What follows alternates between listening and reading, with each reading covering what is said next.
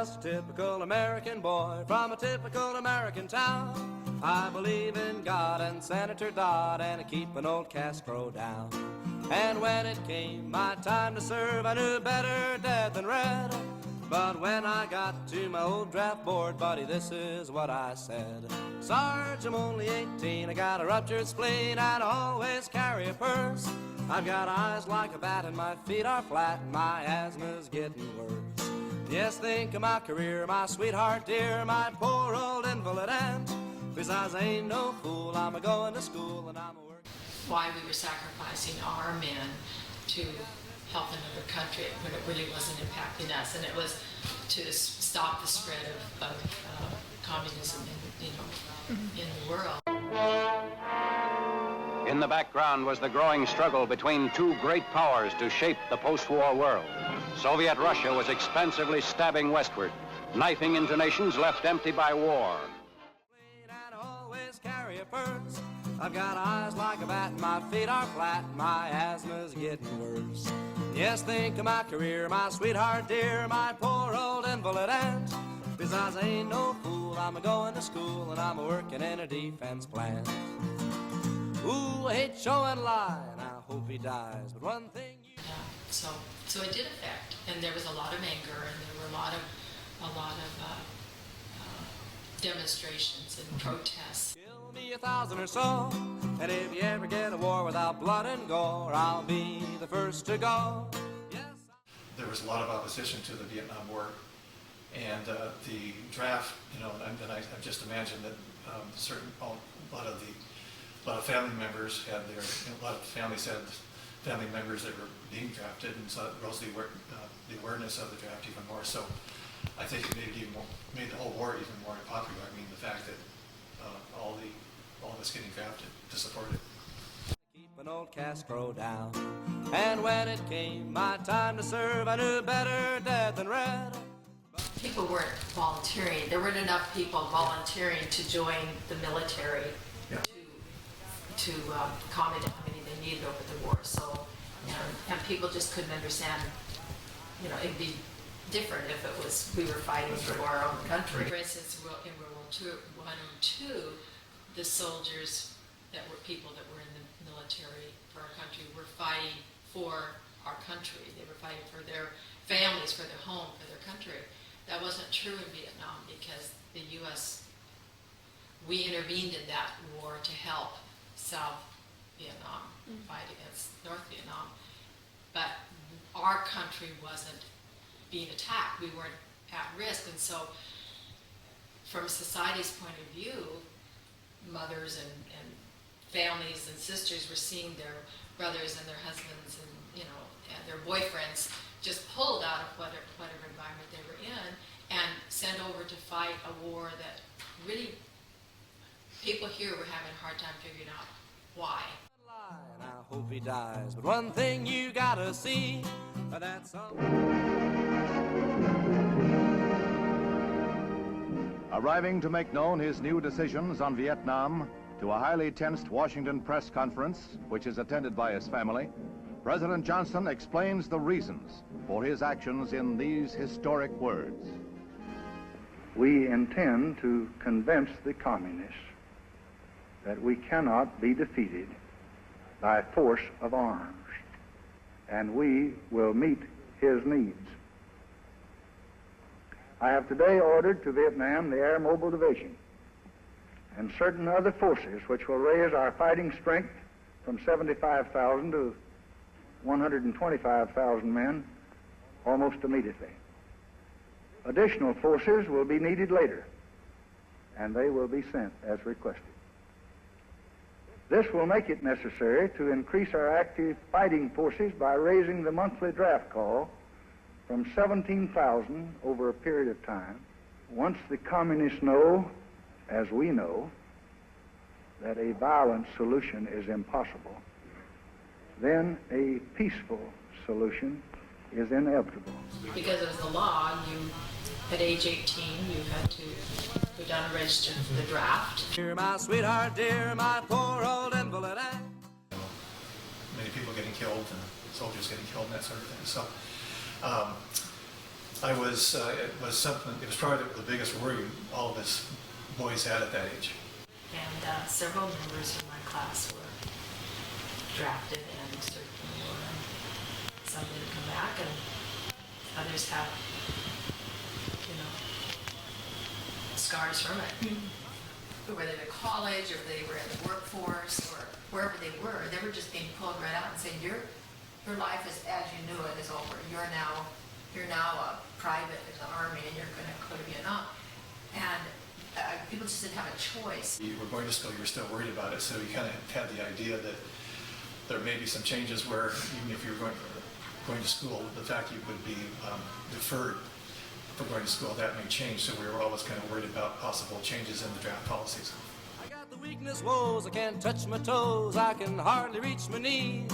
And if the enemy... There were draft dodgers, they call them draft dodgers, people that, in order to dodge the draft, many fled to Canada and took up residence in Canada, and but to do that, then they could never come back to the United States without fear of being arrested. And so it was a crime to avoid the draft. Ooh, I hate showing lie, and I hope he dies. But one thing you gotta see, that someone's gotta go over there, and that someone isn't me. So I wish you well, Sarge, give him hell. Kill me 1,000 or so, and if you ever get away... He was drafted, and then he refused induction on the grounds of his religious convictions on war. I always carry a purse. I've got eyes like a bat, and my feet are flat. Life were, and I think just get pretty easily a 2S deferment if you continued on to college. And again, you had to be a full-time student, like 15 hours or so every single quarter, and you couldn't get behind, or maybe you got behind a little bit. I think you could probably catch up.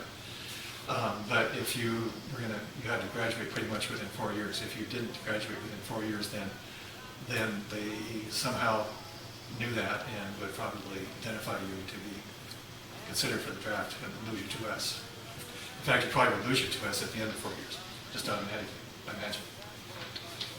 I said, Sarge, I'm only 18, I got a ruptured spleen, and I always carry a purse.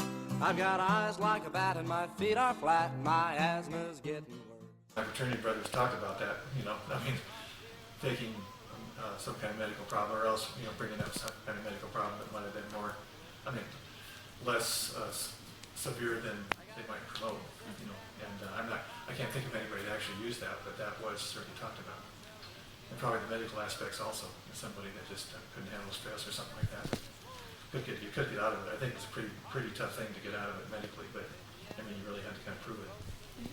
Probably start to sneeze.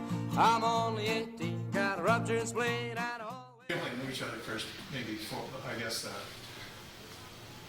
months or something like that. We decided to make the plunge. So I don't remember that the draft was a big part of the decision in our case. School, and I'm working in a defense plant. Ooh, I hate showing lies. The ability to have a child there was another reclassification. I think we'll have to admit that did influence our first son's birth. Hell, kill me 1,000 or so, and if you ever get a war without blood and gore, I'll be the first to go. Yes, I'm only 18. If you had a low draft lottery number, you knew pretty much you were really going to get drafted, or else. So if you hung around, you were going to get drafted. You didn't do anything else. So therefore, you went out, either accept the fact you're going to get drafted in the Army, or you went out and joined the Coast Guard or Air Force or whatever. So maybe some other alternative. So at least you could plan. At least you know you we're not going to be going to college because you're going to be involved in the military. And then, like my draft number was like 323, fortunately for me. And so I knew pretty much that I was not going to be affected by the draft. I suppose if you're down in the 80s or 90s or something like that, you were kind of in limbo land, and there was still a problem with knowing what to do. But I think the thing is, I think that you knew as these numbers were going along how they were progressing and how fast they were getting towards your number, I believe.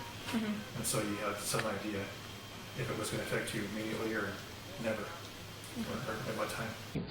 January 24th, June 21st, August 29th, April 21st, September 20th, June 27th, May 10th, November 12th, July 25th, February 12th. the highest ranking numbers, that is from about 240 to 366, apparently from all the Selective Service says will probably not be drafted in 1970. Of course, there will be another call in perhaps November of next year. Number 69 in the most liable group, June 13th, December 21st, September 10th, October 12th, June 17th, April 27th, May 19th, November 6th, January 28th, December 27th. Oh, I'm just a typical American boy from a typical American town. I believe in God and Senator Dodd, and I keep an old Castro down. And when it came my time to serve, I knew better dead than red. But when I got to my old draft board, buddy, this is what I said. The war was actually over when they, I've seen the newsreels where the helicopters came into the U.S. Embassy in Saigon and pulled the people out, our members off the roof of the U.S. Embassy, I think, in Saigon or someplace over there. And people were clinging to the rope ladders, and so on. I mean, it was actually just a. I don't think too many people were joyous necessarily. It was just a depressing type thing, and it's just a kind of a whole waste of all those 53,000 lives, And it just was I guess it just proved it's kind of just a big mistake in general, the whole entire thing. So. For me, it was not a joyous time or anything like that, but it was more relief. I guess more relief that the whole thing might come to an end. The country can get back together and get back to thinking about, just general prosperity for all average families and that. Sweetheart dear, my poor old invalid aunt, besides I ain't no fool, I'm a-going to school and I'm a-working in a defense plant. Ooh, I hate show and lie, and I hope he dies, but one thing you gotta see, that someone's gotta go over there, and that someone isn't me. So I wish you well. The biggest problem here was that the draft was used to support an unpopular war. Some of them were very excited to go. Some of them were that that they couldn't think of anything greater than doing that. And others, it delayed the rest of their life. I mean, it delayed their education, it delayed their family going forward, and just it is life changing. I mean, and it's particularly if it's not something that you had chosen for yourself. It's kind of a forced life change. Well, I would say again, that the Vietnam War was, let alone from the draft even, the Vietnam War was just very unpopular in itself, totally unpopular. I mean, the draft, I think, probably made it more unpopular, but still it was very, many people were really against the war and so on. Mm-hmm. So the draft didn't help, that's for sure. And again, like Patty said, families are kind of ripped apart and that sort of thing because they had to go support the war that they didn't like too much. Many people did not like in the first place. I got a dislocated disc and a racked up back. I'm allergic to flowers and bugs. And when the bombshell hits, I get epileptic fits, and I'm addicted to 1,000 drugs. I got the weakness woes, I can't touch my toes, I can hardly reach my knees. And if the enemy came close to me, oh, I'd probably start to sneeze. I'm only 18, got a ruptured spleen, and I always carry a purse. I've got eyes like a bat, my feet are flat, my asthma's getting worse.